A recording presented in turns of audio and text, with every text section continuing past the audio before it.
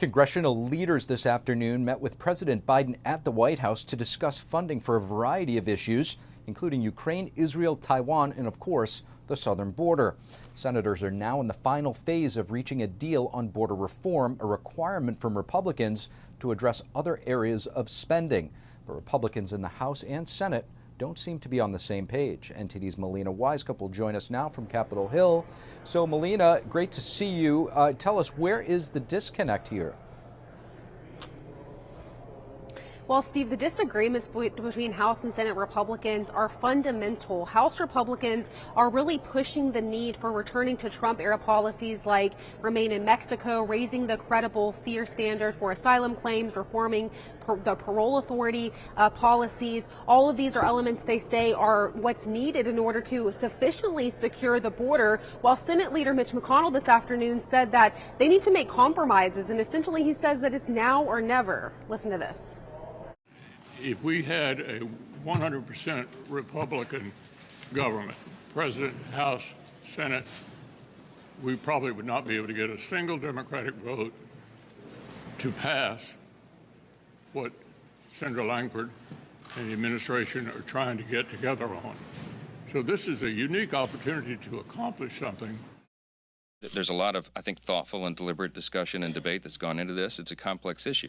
I don't think now is the time for comprehensive immigration reform because we know how complicated that is. You can't do that quickly. I do think it's past time to secure the border.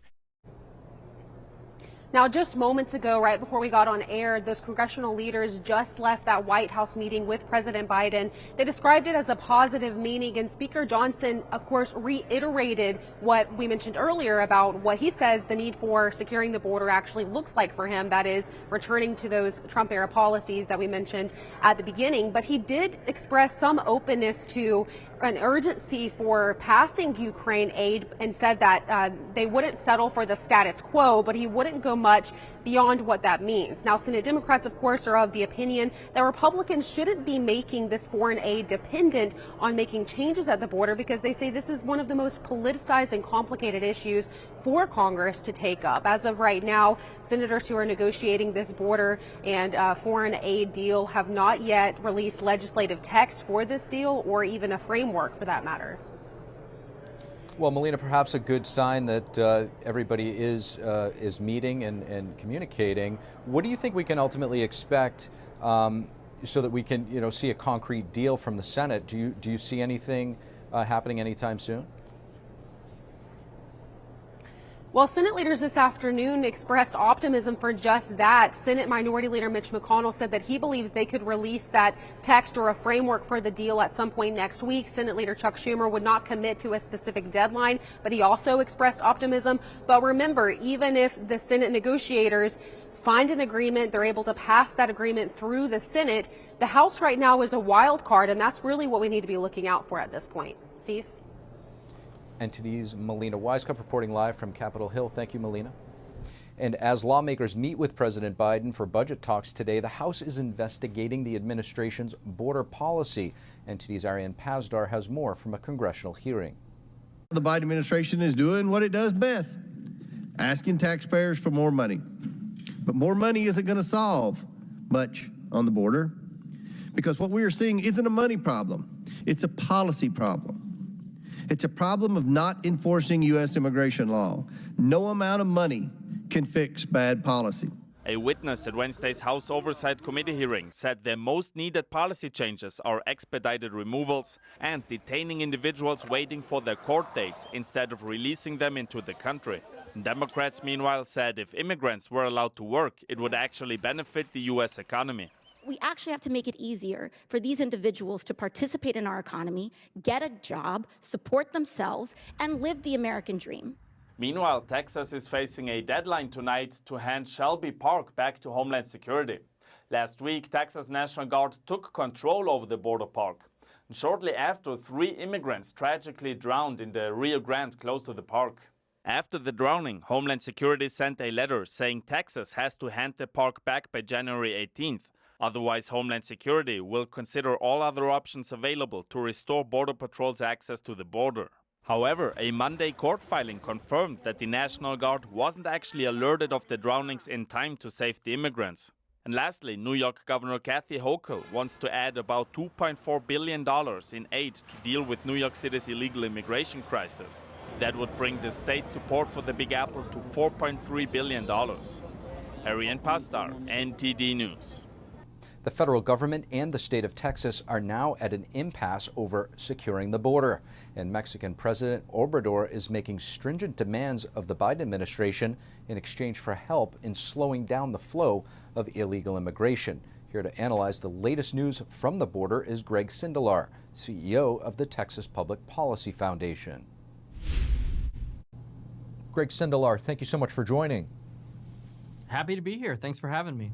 Of course, Greg, Department of Homeland Security sent a cease and desist letter to Texas Attorney General Ken Paxton this week, alleging that the state is disrupting federal government operations at the border. Gave Texas until today to stop impeding or blocking access to Border Patrol, or else it would refer the matter to the DOJ.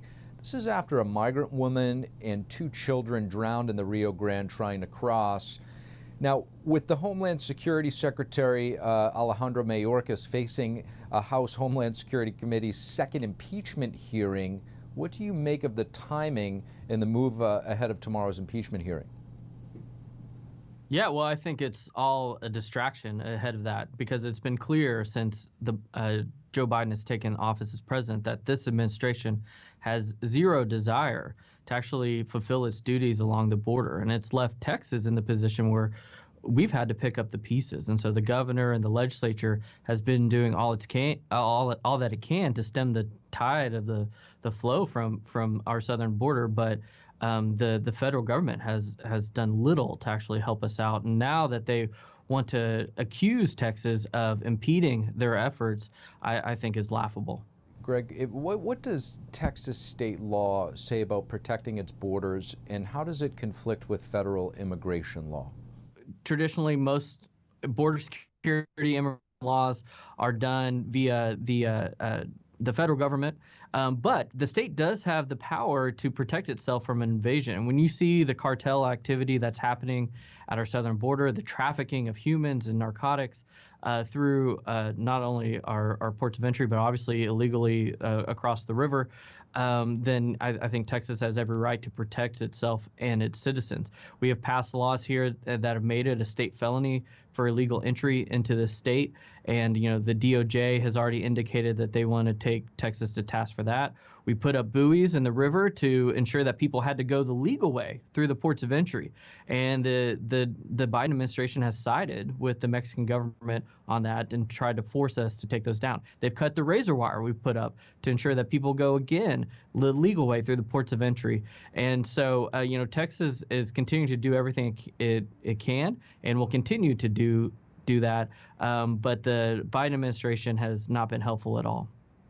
Now, in a press conference last week, Mexican President Obrador made some pretty tall demands of the Biden administration in exchange for his helping in slowing the flow of illegal immigration into the U.S. Some of those demands include paying Latin American countries $20 billion, removing sanctions from Venezuela, granting at least 10 million Hispanics living here the right to remain and work here. Is it characteristic for Mexico to take such a bold stance with the United States? I think it's characteristic when you have a weak administration that's unwilling to do anything. You did not see AMLO do any of this during the Trump administration. And so when you know that the federal government, and this administration in particular, is unwilling to do anything to protect the border, then I think that gives you the upper hand. And, you know, to me, I kind of look at Mexico as a failed narco state at this point, and these are mafia tactics and cartel tactics to try to bribe or get the United States to bribe them to handle this.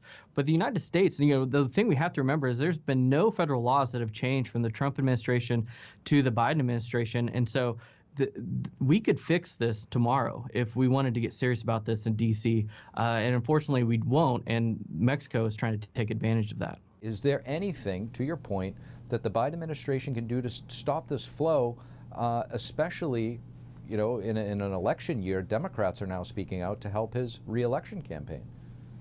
You know, the most immediate thing you can do is re-implement Remain in Mexico.